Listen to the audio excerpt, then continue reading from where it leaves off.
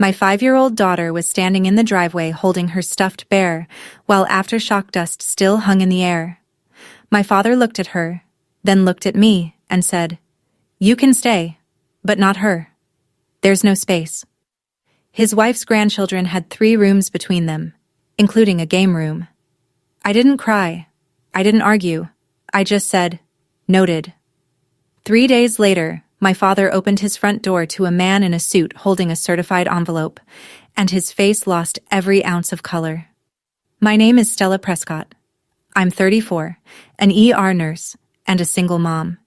And this is the story of how I stopped begging my family for a place at their table and took back what was mine. If you're watching this, please subscribe and let me know where you're watching from. Now, let me take you back to a Tuesday in October, the day the ground shook, and everything I thought I knew about my family cracked wide open. There's a particular kind of tired that only ER nurses understand. It isn't just in your bones. It lives behind your eyes, in the space between your thoughts, in the way your hands still smell like nitrile gloves 2 showers later. That Tuesday morning, I came through the front door of our second-floor apartment on Maple Ridge Avenue at 7:15 a.m., 12 hours of chest compressions and IV lines still buzzing in my fingers, and the first thing I saw was Lily. She was sitting at the kitchen table in her unicorn pajamas, bare feet dangling off the chair, a blue crayon in her fist. Biscuit, her stuffed bear, loved bald along one ear, sat propped beside her cereal bowl like a tiny breakfast companion. She didn't look up right away. She was drawing. "Mama, look." She held up the paper. A rectangle with a triangle roof, 2 crooked windows, and a red door we didn't actually have. Above the roofline, she'd drawn 2 hearts, just floating there, like they were keeping the house from blowing away. "That's our house, Mama." I taped it to the fridge next to last week's butterfly. That fridge door was the only gallery that mattered. I made her a sandwich. Peanut butter, crust cut off, sliced into a butterfly shape because I'd done it once when she was 3, and now it was law. My eyes were closing on their own. But I sat with her, and we talked about the butterfly, and I plugged in the little star-shaped nightlight she couldn't sleep without, even during daytime naps. On the shelf by the hallway closet, there was a cardboard box with Mom's things written in my own handwriting from years ago. My mother's belongings, what little I'd kept. I hadn't opened it fully in years. I wish I had sooner. Let me tell you about Thanksgiving. Last November, my father Gerald invited me and Lily to his house for the holiday. "Family's family," he said on the phone, in the voice he uses when he wants to sound warm but doesn't quite get there. I bought a new dress for Lily, sunflower yellow, her favorite. I made a sweet potato casserole from scratch at 2 in the morning between shifts. When we arrived, the dining room table was set for 8. China plates, cloth napkins, the works. My stepmother Diane had outdone herself. Candles, a centerpiece with dried eucalyptus, place cards written in her careful cursive. Lily's name wasn't on any of them. "Oh, sweetie," Diane said, her hand fluttering to her chest the way it does when she's about to say something terrible with a smile. "The kids' table is so much cozier for Lily. It's right in the kitchen, she'll love it." The kids' table was a folding card table with paper plates. Lily sat there alone. My half-sister Megan's 2 children, 7 and 4, were at the main table, flanking my father like little sentries. Gerald had his arm around Megan's oldest, ruffling his hair. "There's my boy." When Lily waved at him from the kitchen doorway, he nodded. Just a nod. Like she was a neighbor's kid he was being polite to. I cut Lily's turkey into small pieces. I told myself, at least she has grandparents. At least she has somewhere to go on holidays.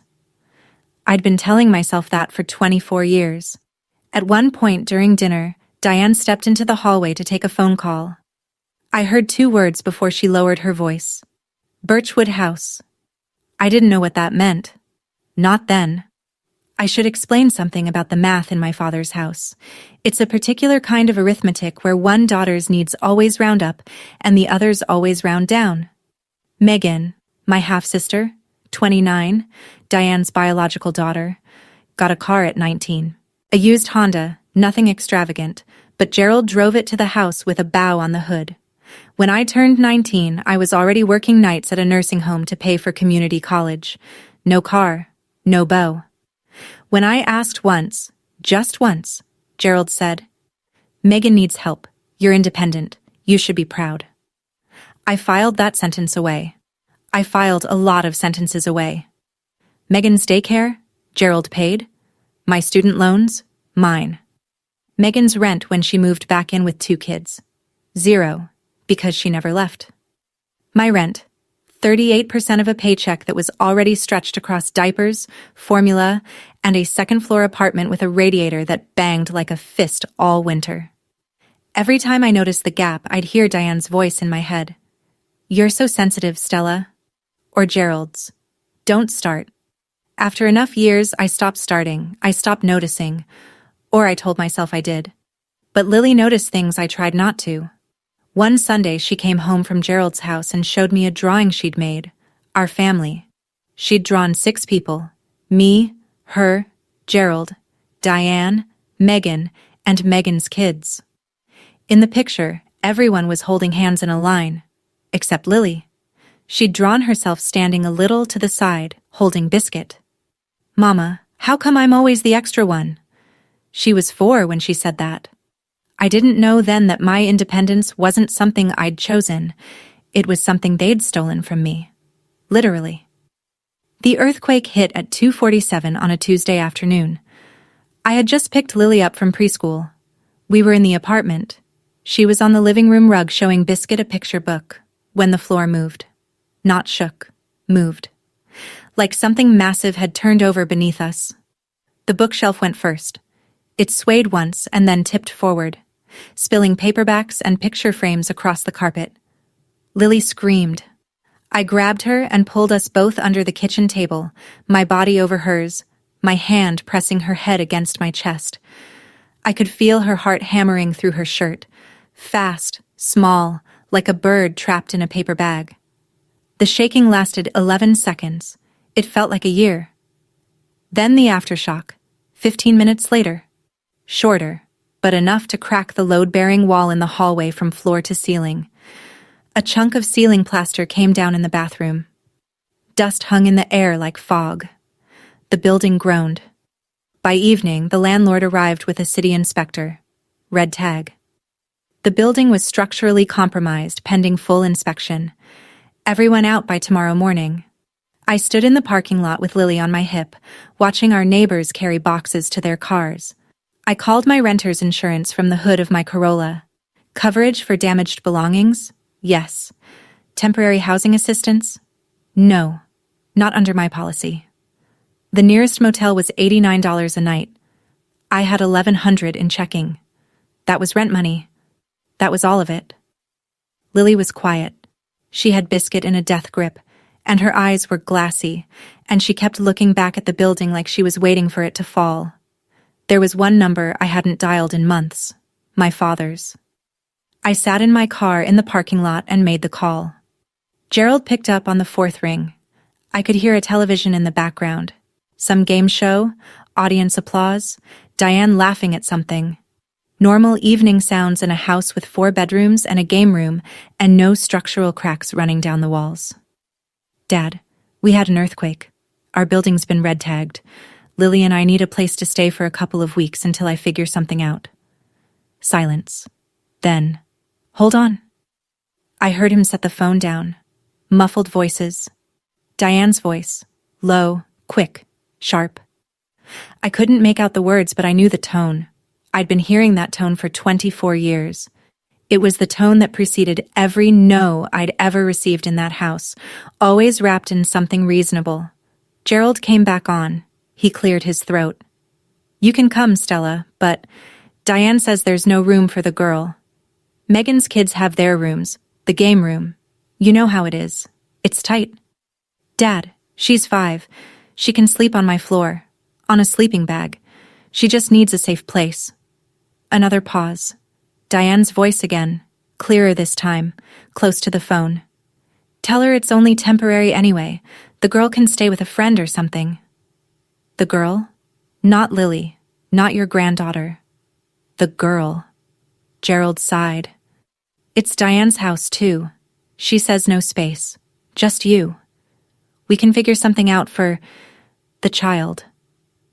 I looked in the rearview mirror. Lily was in her car seat, Biscuit pulled tight to her chin, watching the red-tagged building through the window, dust still in her hair. Noted, I said, and I hung up. I drove. I didn't know where yet. I just needed the car to move, needed the road to unspool in front of me so I wouldn't have to sit still with what had just happened. The streetlights were coming on. Caldwell looked the same as it always did at 6:30 in the evening, people walking dogs, sprinklers running on lawns, the taco truck parked outside the hardware store. The world hadn't ended. It just felt like it. Lily was quiet for 6 blocks. Then, "Mama, are we going to Grandpa's house?" My hands tightened on the wheel. "No, baby, we're going to Auntie Rachel's." "Oh." A pause, then smaller. "Is it because Grandpa doesn't have room for me?" I almost hit the curb. "Am I too big?" I pulled over. I put the car in park on a residential street I didn't recognize, under a sycamore tree that was dropping leaves onto the windshield, and I turned around in my seat. Lily wasn't crying. Her eyes were wide and serious, and she was looking down at Biscuit like she was asking him the same question. I reached back and took her hand. It was so small. It was always so small. "Lily, you are not too big.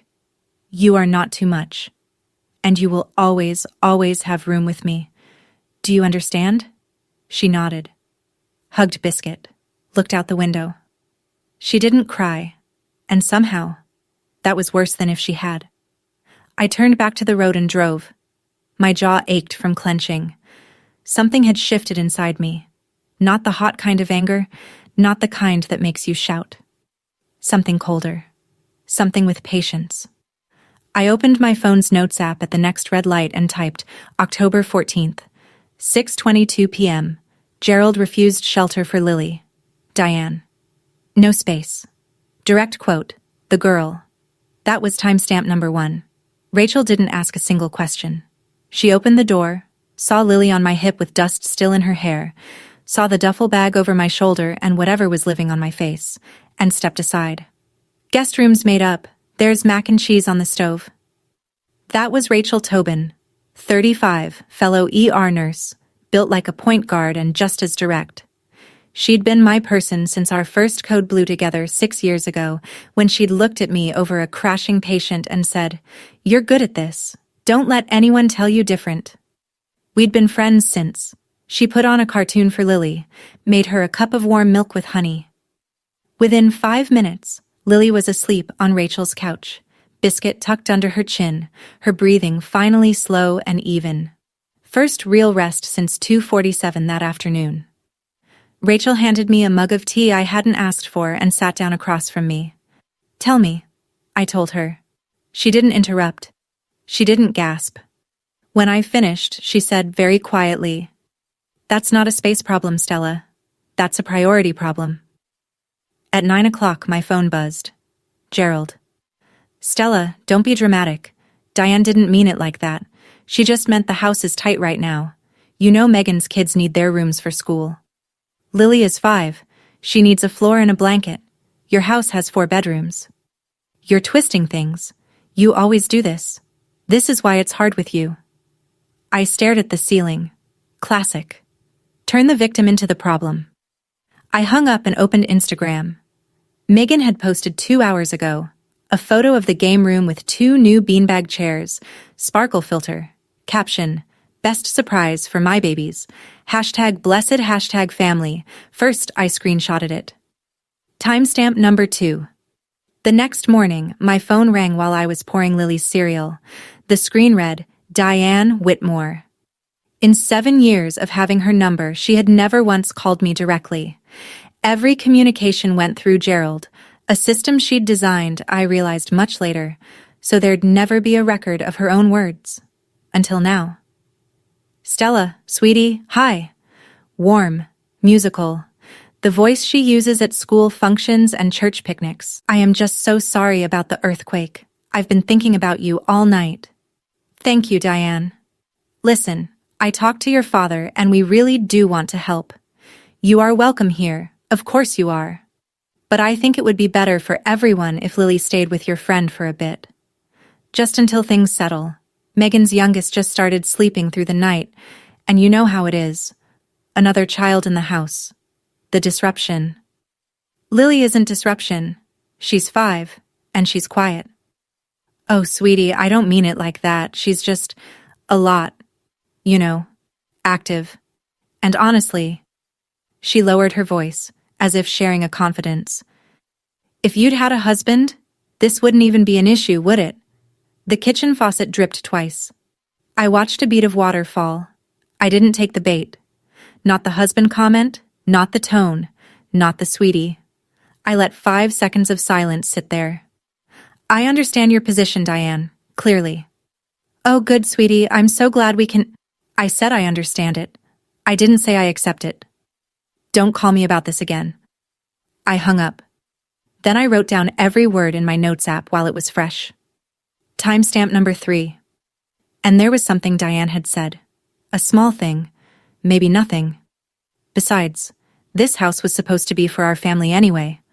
This house. Supposed to be. Our family. Anyway. I didn't know what it meant. But I underlined it. That night, after Lily was asleep, I lay on Rachel's guest bed and let the memories come. Not the soft focus kind, the accounting kind. My 16th birthday, Megan, then 11, had gotten a full party the year before. Catered, 30 kids, a DJ in the garage. For my 16, Gerald handed me a card with a $20 bill and said, "We forgot to plan something. Sorry, kid." Diane was in Cancun with her sister that week. Nobody forgot. I just wasn't worth remembering. My nursing school graduation, 4 years of night shifts and study sessions in hospital break rooms, and I walked across that stage alone. Gerald said he couldn't make it. Megan had a dance recital. A recital. For an 11-year-old. He chose a pirouette over a diploma. The day Lily was born. Gerald showed up at the hospital 20 minutes after delivery. He stood in the doorway. Didn't hold her. Didn't sit down. "You should have waited until you were married," he said. Then he left. Diane didn't come at all. When Megan had her first baby 3 years later, Diane moved in for 3 weeks. Gerald bought an $800 crib and cried in the delivery room. I kept a list of these moments for years, not written down, just etched into the soft tissue of my memory. The Christmas I was 13 and found 3 gifts under the tree for me and 11 for Megan. The Easters where Lily's basket was a paper bag. The way Diane introduced me at neighborhood barbecues. "This is Gerald's daughter from before." From before. Like I was a rough draft. But the worst thing they ever did to me wasn't a forgotten birthday or a skipped graduation. It was the thing they took. The thing I didn't even know existed. Not yet. But that was about to change. For years I carried this question like a stone in my pocket. Was I the difficult one? Was I too sensitive? Too needy? Too much?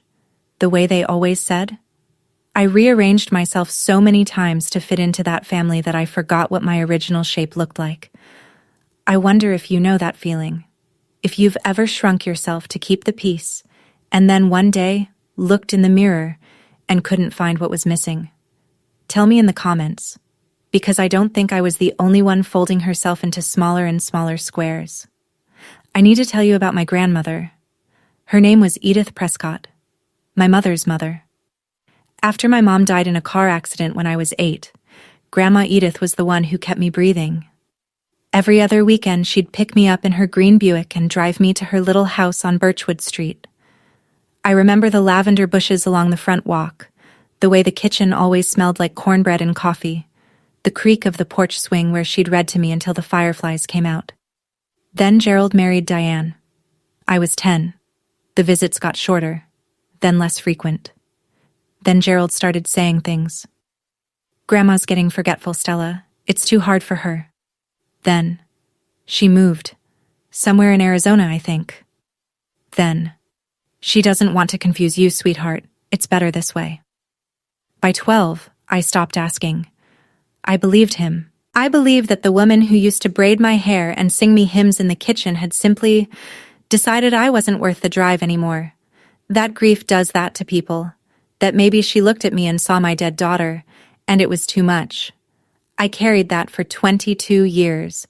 The belief that I had been gently, lovingly abandoned by the last person on my mother's side who might have claimed me.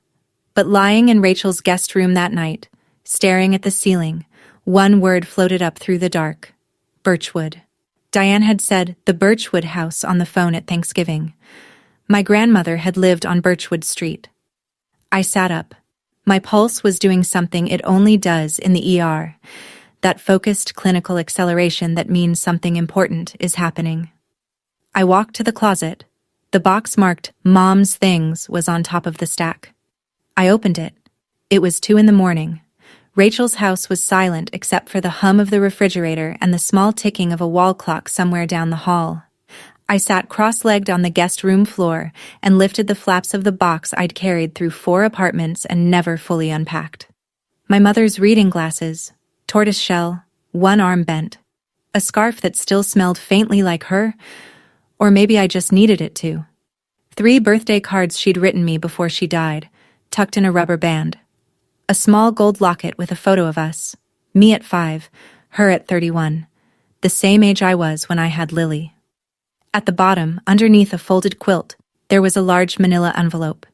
It was yellowed at the edges, postmarked 2003, and the return address read, Edith Prescott, 412 Birchwood Street, Caldwell, California, 93711.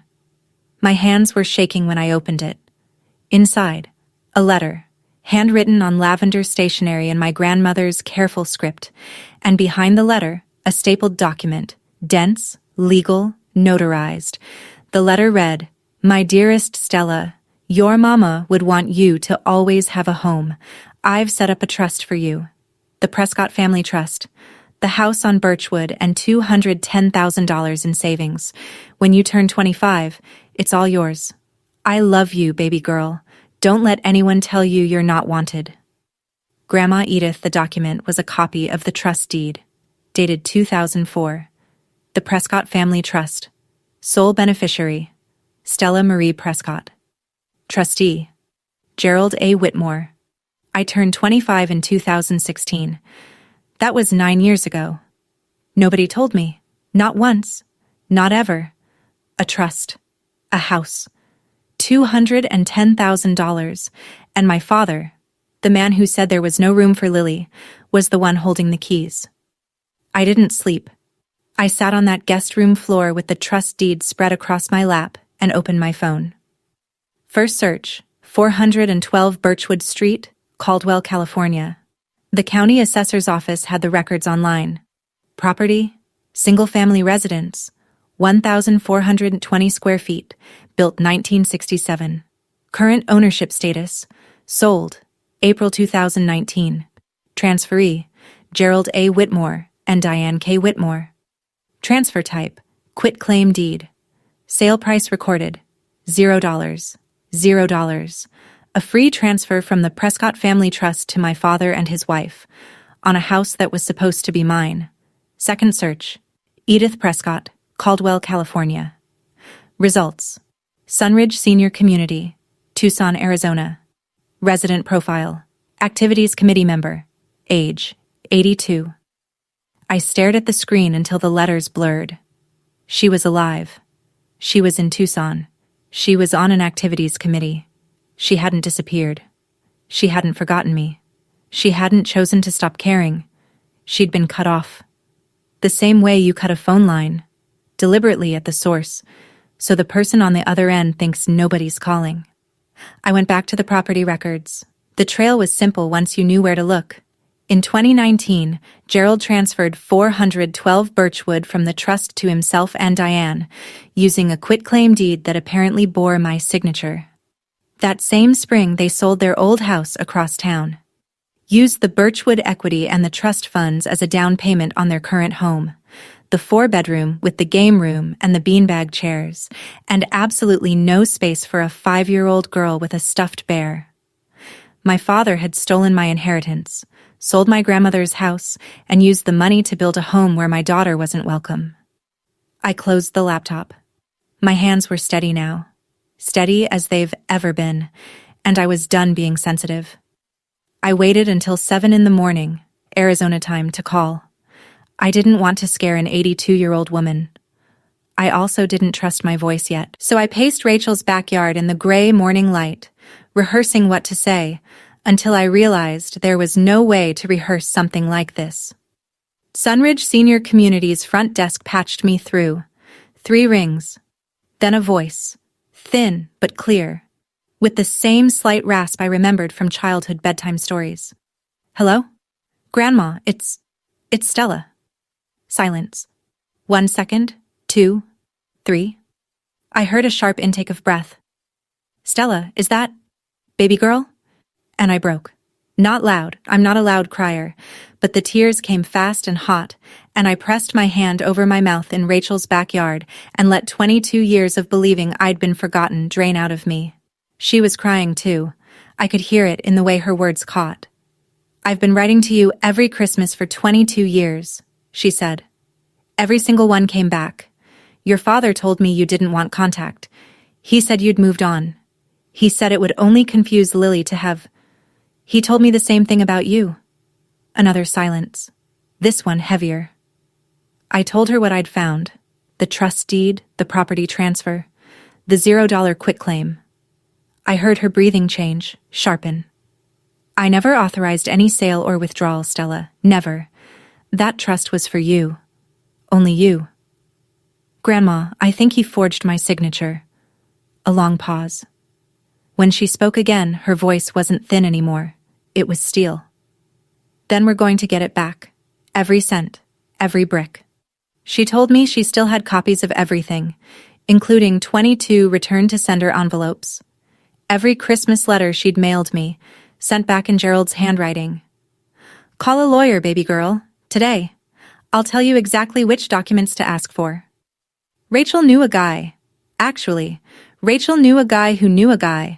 Her cousin's divorce attorney, who referred us to Nathan Okafor, a trust and estate litigation lawyer with an office on Caldwell Boulevard and 15 years of experience peeling apart exactly this kind of mess. I called him that afternoon. He had an opening the next morning.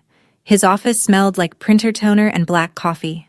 He was tall, mid-40s, with reading glasses he kept pushing up his nose, and a calm that reminded me of the best surgeons I'd worked with. The ones who never raise their voice because they don't need to. I laid everything on his desk. The trust deed, my grandmother's letter, the property records printout, the quitclaim transfer. He read each document once, then again, then removed his glasses and looked at me. Ms. Prescott, as trustee, your father had a fiduciary duty to manage this trust solely in your interest.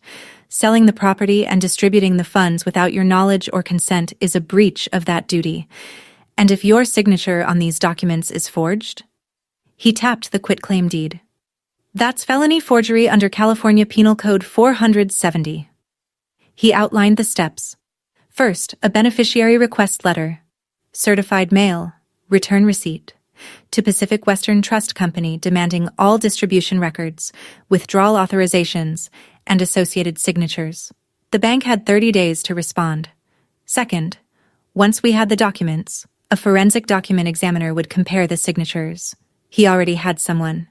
Dr. Laura Sims, court qualified, frequently used by the DA's office. If the signatures don't match, Nathan said, we file a petition in probate court and refer the forgery to the district attorney. This isn't just a civil matter, Ms. Prescott. This is potentially criminal. Then he said the thing that stopped me cold. One more thing. If those trust funds were used as a down payment on your father's current home, that house is traceable proceeds, meaning the house they told your daughter there was no room in may not even legally be theirs. You know what I kept thinking, sitting in that leather chair with the trust deed in my lap? That every time Gerald said, "You're independent, you should be proud," he wasn't complimenting me. He was covering his tracks. Every time Diane said, "You're so sensitive," she was making sure I'd never look too closely. They turned my own self-doubt into a lock on a door I didn't know existed. Have you ever realized that the thing people criticized you for was actually protecting them? Not you? I think about that a lot now. Nathan mailed the beneficiary request that same afternoon. Certified. Return receipt requested. Tracking number logged. The letter went to Pacific Western Trust Company's Legal Compliance Department, demanding every document associated with the Prescott Family Trust, distribution authorizations, withdrawal receipts, notarized signatures, correspondence. 30 days to respond? 30 days. In the ER, 30 minutes can mean the difference between a save and a code. 30 days felt like a geological age, but Nathan was clear. Don't tip them off. Don't confront your father. Don't mention the trust, Birchwood, or your grandmother. If he suspects you're building a case, he'll destroy what he can. So I played the part. The hardest role I've ever held. And I've held a mother's hand while telling her that her son didn't make it. Gerald called twice that week. Casual, checking in, asking if I'd figured things out with housing.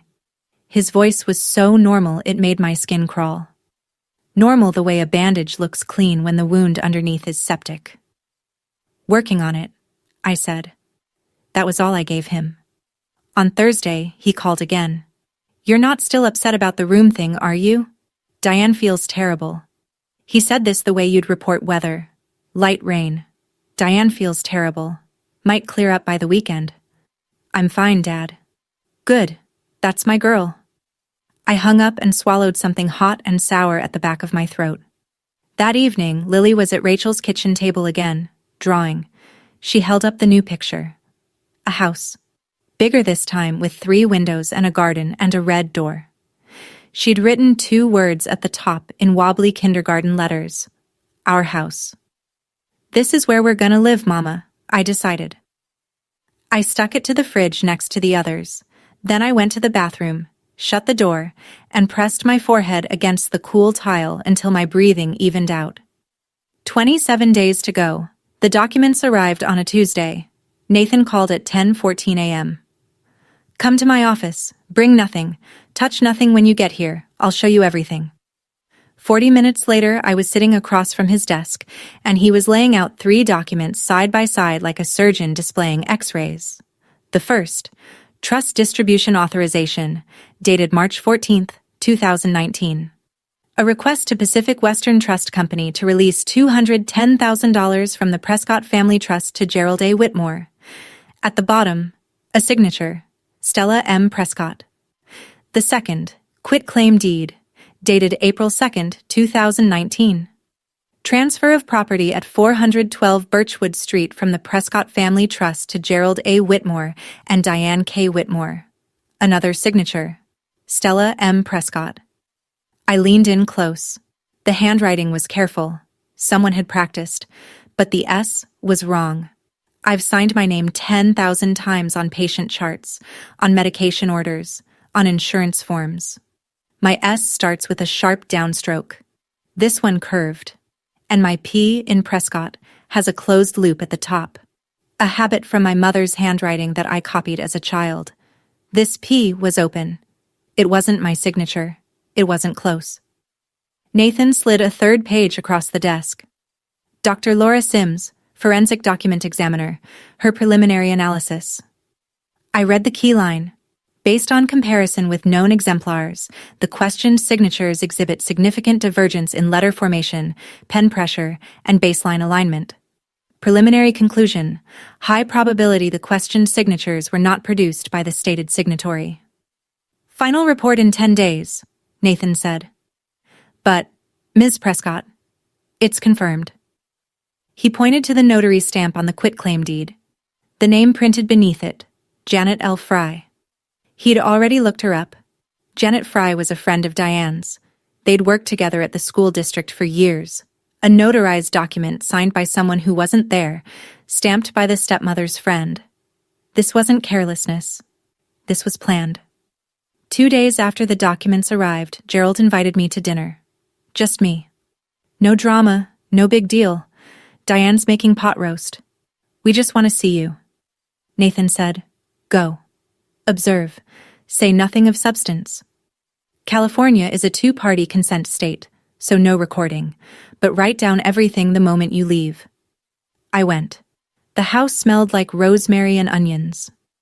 Diane greeted me at the door with a hug that lasted exactly 1 second too long, the kind designed to be witnessed. Megan was on the couch with her kids, who were running laps between the living room and the game room.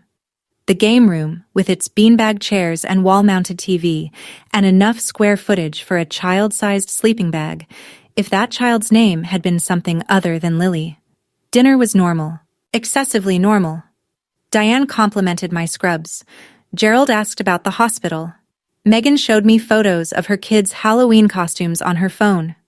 Everyone smiled. Nobody mentioned the earthquake. Nobody mentioned the fact that my daughter was sleeping at a friend's house because this family had turned her away.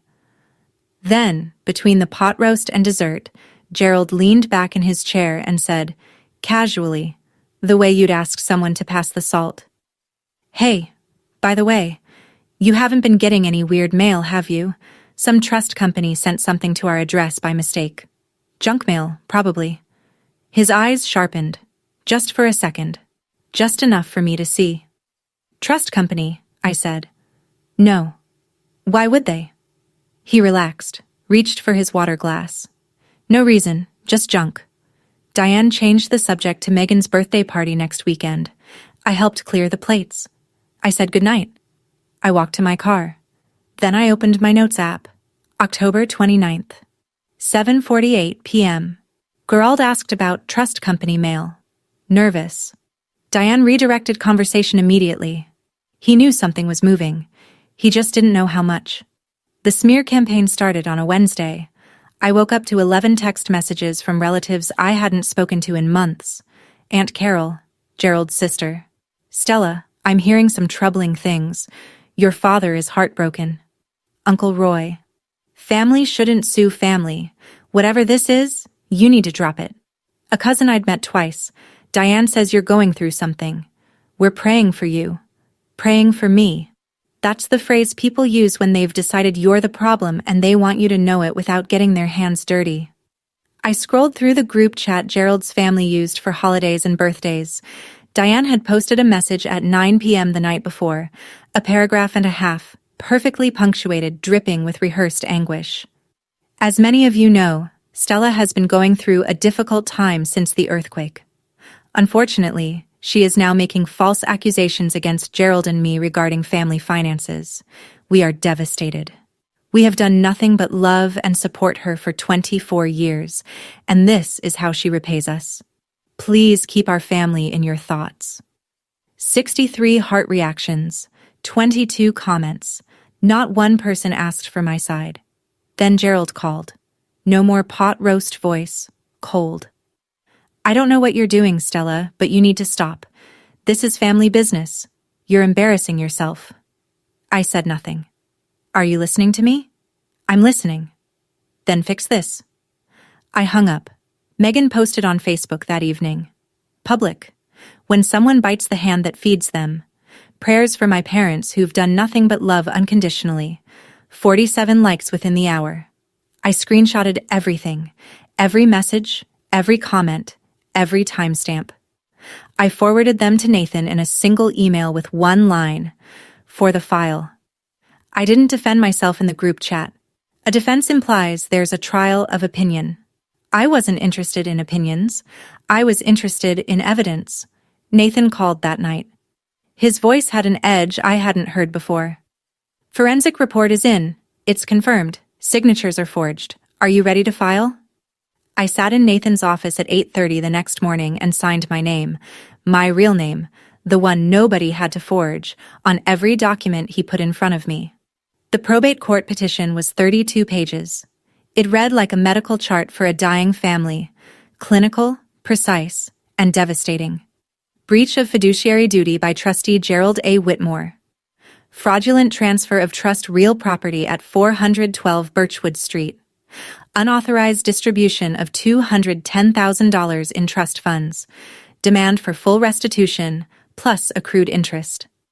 Removal of Gerald as trustee and appointment of an independent successor. Attached. The trust deed, the forged distribution authorization, the forged quitclaim deed, Dr. Sims's forensic report, and 22 pages of property records. Separately, Nathan filed a criminal referral with the Caldwell County District Attorney's Office.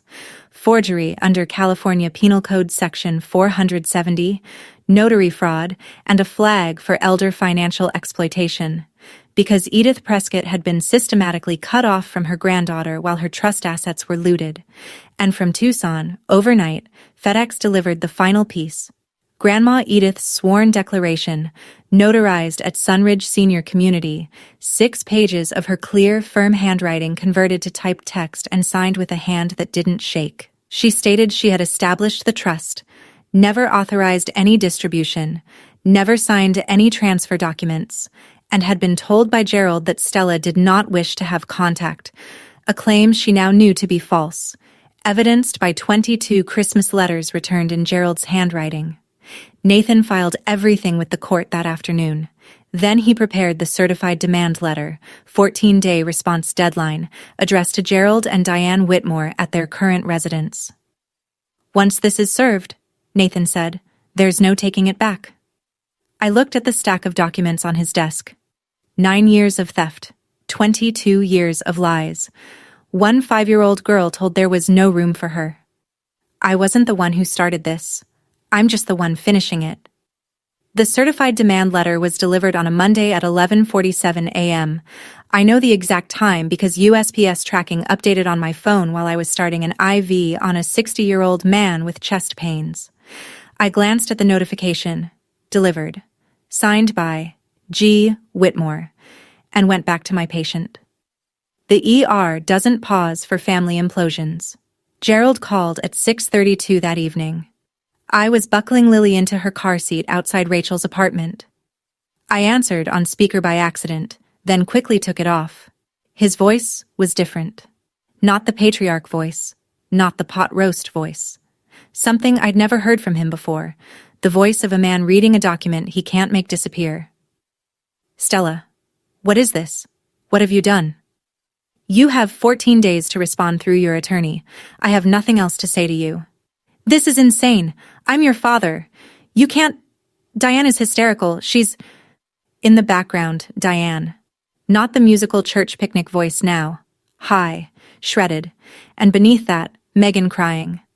"That trust was family money, Stella. I managed it for everyone's benefit." I caught that. I managed it.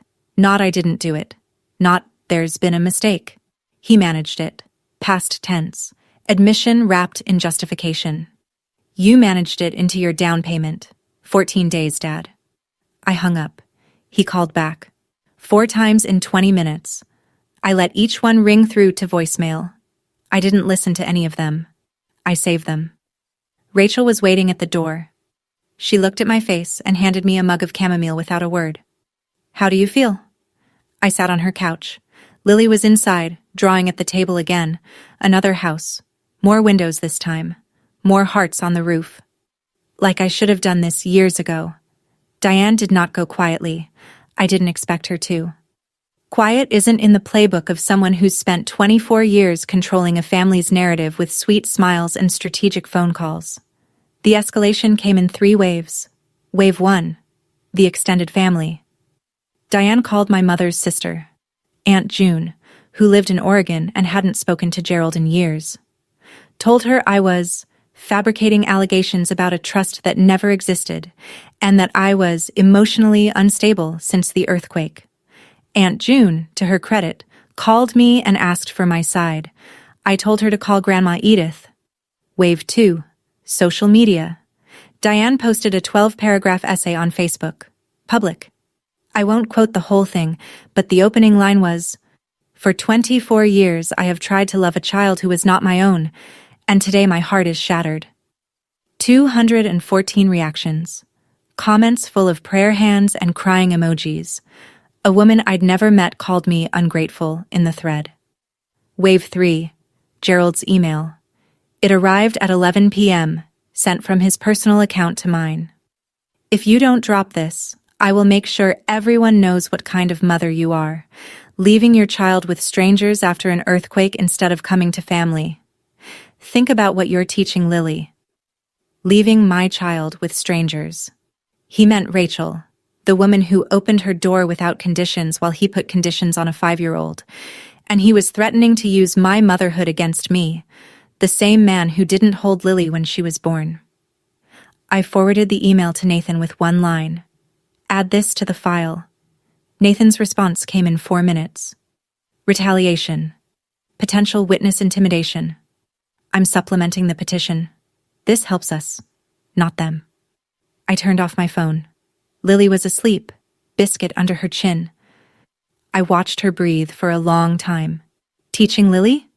I was teaching her that nobody gets to steal your future and call it love. Grandma Edith landed at Caldwell Regional Airport on a Friday afternoon, 3 weeks before the court hearing. Southwest Airlines, 1 carry-on, orthopedic shoes, and a spine made of rebar. I spotted her at baggage claim before she saw me. She was smaller than I remembered, her shoulders narrower, her hair white where it used to be silver, but she stood the way she always had. Straight-backed, chin up, like a woman who'd buried a daughter and survived it and wasn't about to be bent by anything less. When she saw me, she stopped walking. Her hand came up to her mouth. And then she opened her arms, and I walked into them. And for a few seconds I was 8 years old again, standing in a lavender-scented kitchen on Birchwood Street, and nobody had lied to me yet. We drove to Rachel's house. Lily was in the living room, wearing a tutu over her jeans, arranging biscuit on a pillow throne. She looked up when we walked in, at this small, white-haired woman she'd never seen before. Grandma Edith knelt down, slowly, one knee at a time. "Hello, sweet girl. I'm your great-grandma Edith. I've been waiting a very long time to meet you."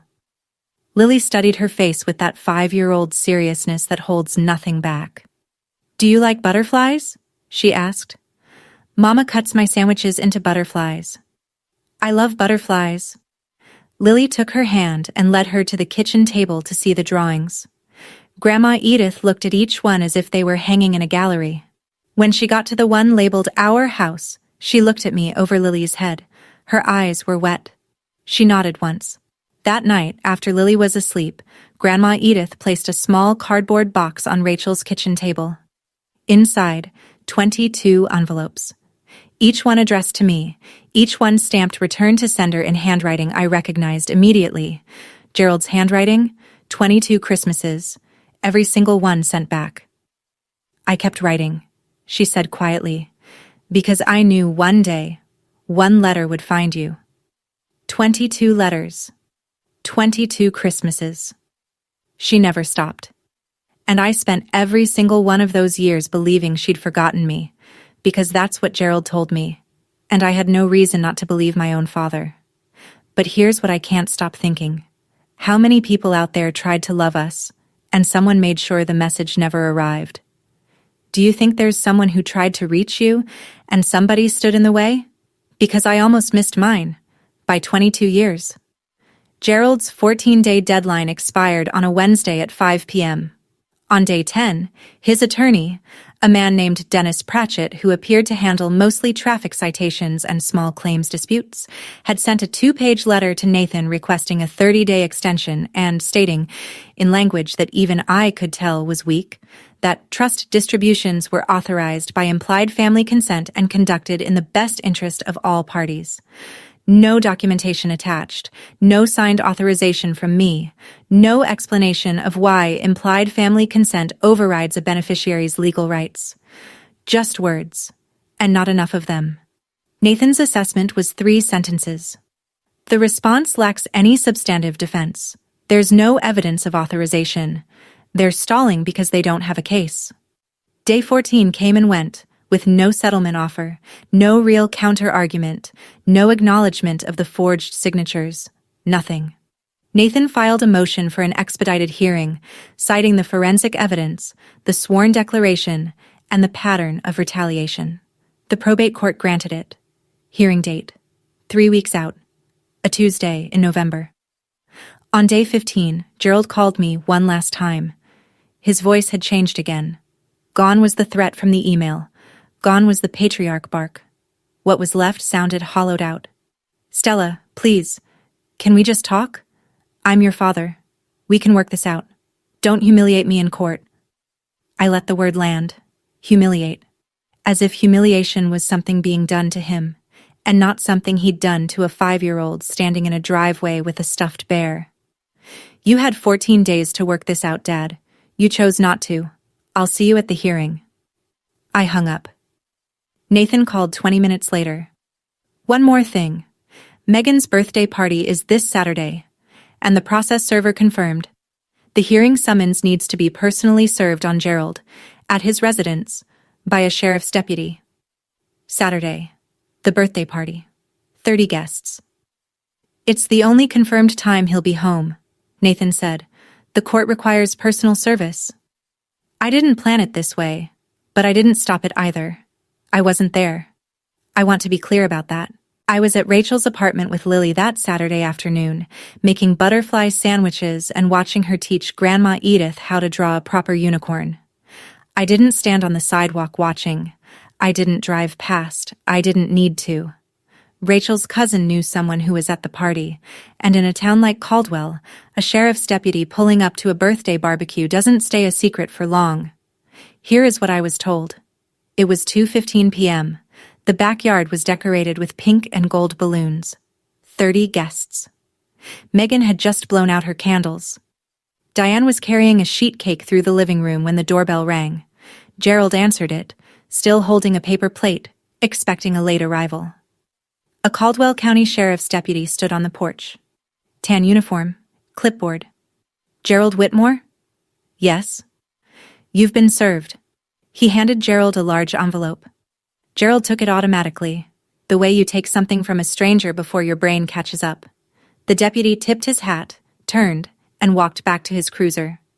Gerald stood in the doorway. Diane came up behind him, cake still in her hands. Who was that? Gerald. Gerald, what is... He opened the envelope. Probate court hearing summons. Full petition packet. Forensic report summary. And attached to the back, 6 pages in a clear, firm voice. Grandma Edith's sworn declaration. Diane saw the name. Edith Prescott. The cake plate tilted. She grabbed the doorframe. She's still... 30 people were watching, in the backyard, through the sliding glass door, over half-eaten slices of birthday cake. Nobody was singing anymore. Gerald looked up from the papers. According to Rachel's cousin, his face didn't show anger or surprise. It showed the expression of a man who has just realized that the ground beneath his house was never his to stand on. Probate court, Caldwell County. A Tuesday morning in November. Fluorescent lights. Wood grain laminate. The faint smell of floor polish and old paper. Not the kind of room you'd imagine for a reckoning. But then again, most reckonings don't look the way you expect. I sat at the petitioner's table beside Nathan. I wore my navy scrubs under a gray blazer because I'd come straight from a shift and because I wanted the judge to see exactly who I was, a woman who works for a living. Behind me, Grandma Edith sat in the first row, straight-backed, hands folded, 82 years old and radiating the kind of quiet authority that doesn't need volume. Across the aisle, Gerald in a rumpled suit, Dennis Pratchett flipping nervously through a folder that was visibly thinner than ours, and Diane in the row behind them.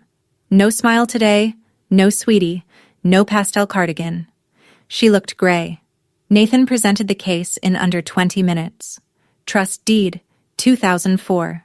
Sole beneficiary, Stella Marie Prescott. Trustee, Gerald Whitmore. Trust distribution authorization, March 2019. Forged. Quitclaim deed, April 2019. Forged. Dr. Sims's forensic report. Signatures do not match known exemplars. Notary Janet Fry, Diane's colleague, notarized without the signatory present. Criminal referral filed. Then Grandma Edith took the stand. She didn't tremble. She didn't ramble.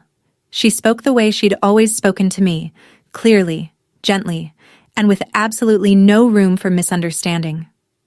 I established the Prescott Family Trust in 2004 for one person, my granddaughter Stella. I never authorized any withdrawal. I never signed any transfer.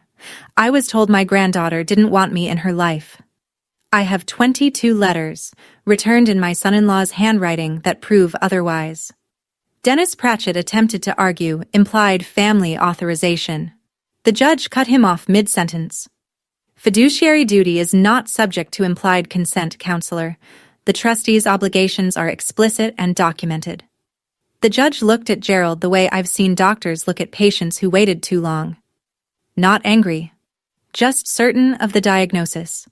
The judge issued the ruling from the bench that same afternoon. Expedited, he said, because the evidence left no ambiguity. I sat still and listened to a man in a black robe dismantle the architecture of a lie that had taken my father 22 years to build. First, Gerald A. Whitmore was immediately removed as trustee of the Prescott Family Trust. The court appointed an independent fiduciary, a licensed professional trustee with no connection to either party. Second, restitution. Gerald and Diane Whitmore were ordered to repay $210,000 in misappropriated trust principal, plus $38,000 in accrued interest, for a total of $248,000. Payment due within 90 days. Failure to comply would result in a court-ordered lien on their real property, meaning their house. Third, the 2019 quitclaim deed transferring 412 Birchwood Street was declared void. Since the property had already been sold and the proceeds used as a down payment on the Whitmore's current residence, equity tracing applied. In plain terms, if they couldn't produce $248,000 in 90 days, they'd have to sell the house or face forced sale through the lien. Fourth, the criminal referral to the district attorney was sustained. Gerald faced felony forgery charges under California Penal Code 470. Janet Fry, the notary, had already been summoned separately. Her notary commission revoked, a misdemeanor charge pending.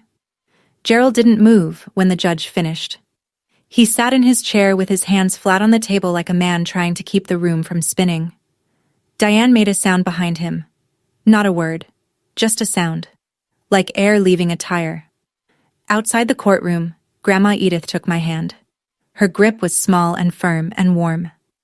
Your mama would be proud, baby girl. $248,000. Not revenge, restitution. There's a difference. Revenge is about making someone hurt. Restitution is about getting back what's yours. 1 week after the ruling, Gerald called. I almost didn't answer. But something in me, the last remaining thread of the girl who used to ride in Grandma Edith's green Buick, picked up. He didn't sound like my father. He sounded like a man who'd been sitting in the same chair for 7 days, going over the math and watching it come out wrong every time. Stella, we have to sell the house. I said nothing.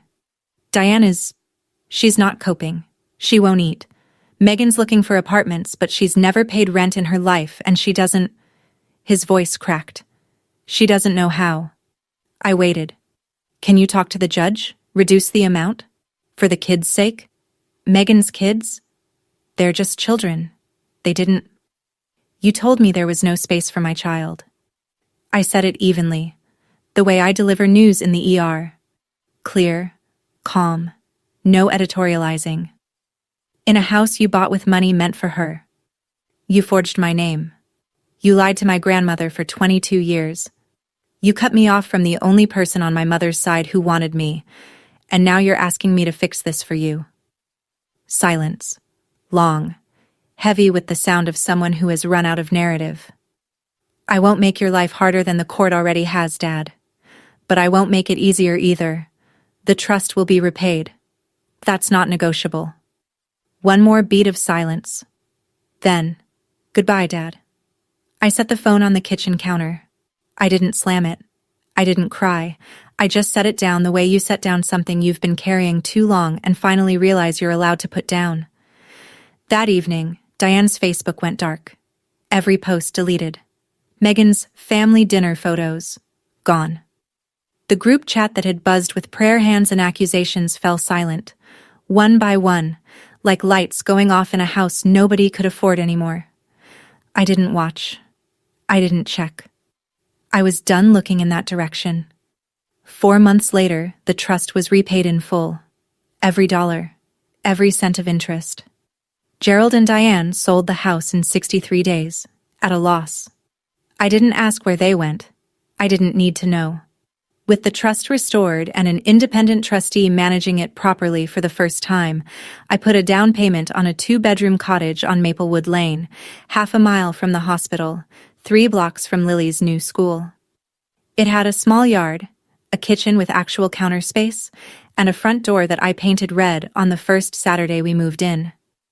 Lily stood in the driveway and pointed at it like she'd conjured it out of a crayon. "Mama, it's the door, from my drawing." "You designed it, baby. I just made it real." Grandma Edith moved back to California that winter. She rented a 1-bedroom apartment 10 minutes from us, close enough to walk when the weather was good, and it was good most days. Every Saturday morning, she and Lily baked cornbread in my kitchen. The house smelled like butter and warmth, and Lily learned to crack eggs without getting shell in the batter, and Grandma Edith hummed the same hymns she used to sing to me on Birchwood Street. We planted lavender along the front walk. Lily watered it every evening with a pink watering can, Biscuit wedged under her arm, talking to each plant like it was a friend she was catching up with. I started seeing a therapist. Not because I was broken, but because 22 years of carrying someone else's lies had left grooves in the way I thought about myself, and I wanted to smooth them out. I wanted to be the kind of steady that was real, not performed. In Lily's room, taped to the wall above her bed, was the original drawing. Our house, red door, 2 hearts on the roof. Next to it, a new one. Our real house, same red door. But now there were 3 people in front of it, me, Lily, and a small white-haired figure labeled in careful kindergarten letters, Great Grandma. The star nightlight still glowed by her pillow. Biscuit still sat on the bed. Some things you don't outgrow. You just finally give them the right home. I'm sitting on my front porch as I tell you this. It's a Sunday morning. The coffee's hot, the lavender's blooming, and through the kitchen window I can hear Lily giggling at something Grandma Edith said over cornbread batter. The kind of sound that fills a house the way sunlight fills a room, without trying, without asking permission, just because it belongs there. My father's criminal case is still making its way through the system. I don't follow it closely. Nathan sends updates when there's something I need to know. The forgery charge stands. Janet Fry's notary commission is permanently revoked. These are consequences, not punishments I designed. They're the natural weight of choices Gerald and Diane made long before I ever opened that box. Some of the relatives who sent me those prayer hands texts have reached out since. A few apologized. Most haven't. I'm okay with that. I didn't do this for their approval. I did it because my daughter asked me if she was too big, and the answer to that question couldn't stay inside a notes app forever. Gerald hasn't called again. Neither has Diane. Neither has Megan. The silence where their voices used to be doesn't feel empty. It feels like a room that's been cleared of furniture that was never mine, and now there's space to breathe. Lily asked me last week why our front door is red. I told her because she drew it that way, a long time ago, in a house that wasn't ours yet. She nodded like this made perfect sense. I knew it would come true, she said. 5-year-olds understand faith better than most adults. I didn't do this for revenge. I did it because my daughter deserved to know that when someone tells you there's no space for you, the answer isn't to make yourself smaller. It's to find out who's been taking up your space all along.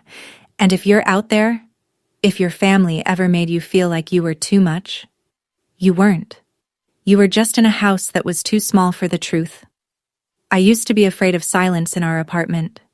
Now, the silence in our house sounds different. It sounds like peace. It sounds like enough. That's my story. Thank you for staying with me until the very end. It means more than you know. If any part of this reached you, if you've ever had to build your own table because the one you were born into didn't have room for you, leave a comment. Tell me your story. I read every single one, and you are not alone in this. If you want to hear another story about a mother who refused to stay silent, check the link in the description. Subscribe if you haven't, and I'll see you in the next one. Take care of yourselves and the people who actually deserve a seat at your table.